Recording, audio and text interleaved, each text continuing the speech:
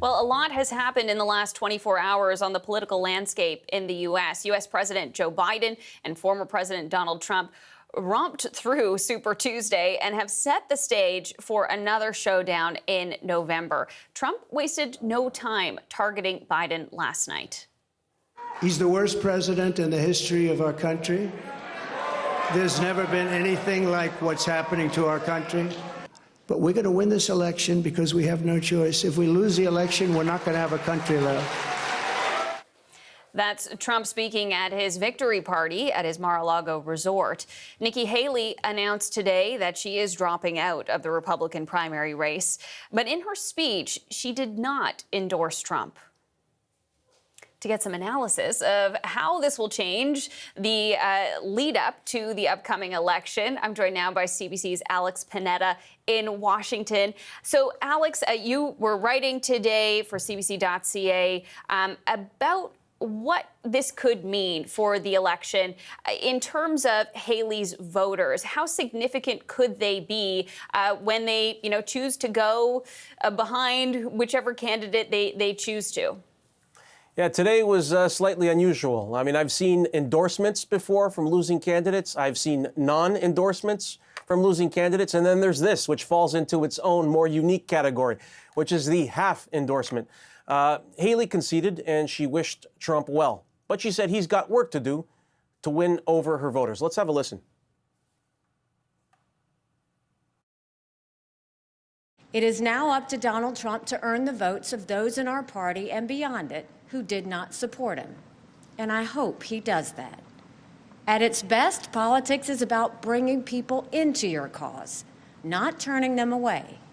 And our conservative cause badly needs more people. This is now his time for choosing.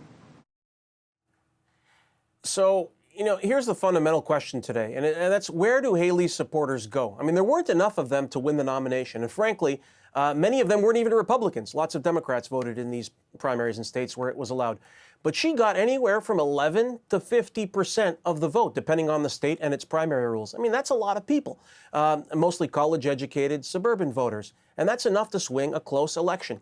And it's a reason that President Biden today issued a very gracious statement, saluting Haley's courage, inviting her voters into the fold. Biden saying we may disagree on a lot, but not on basic questions like preserving our democracy.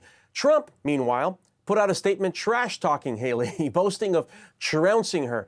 But we'll see. I mean, it's telling that today, senior Republicans like Mitch McConnell, the party's Senate leader, doesn't like Trump, but he just endorsed his party's nominee. So we'll see where the rest of Haley's voters go. Yeah, really interesting statements from each of those candidates there that you outlined, Alex. When it comes to the issues, the issues that could be at the forefront in the maybe weeks or months ahead, what do you think those will be? Yeah, so we see Biden behind in most polls. His approval ratings are atrocious. Americans are angry. You just had a guest on talking about inflation. It's a problem here, too. People are angry about inflation. They're angry about the porous southern border. And within Biden's own party, many are angry about the war in Gaza and Biden's stance on that war. You're seeing these protest votes happening, first in Michigan, in the primary there, but it's spread. In Minnesota last night, almost 20% voted for none of the above in the Democratic primary. This spells trouble for Biden. So he's got two challenges. First, he's got to unite his own party. And the second, he's got to win back swing voters. Now, how does he do that? One thing he's got to do is turn the focus of the American electorate back onto his preferred issues, safety net issues, defending democracy, abortion, the war in Ukraine, not the one in Gaza. We'll see how far that gets him. Okay, Alex, really appreciate your analysis on what's been playing out today. That's CBC's Alex Panetta in Washington.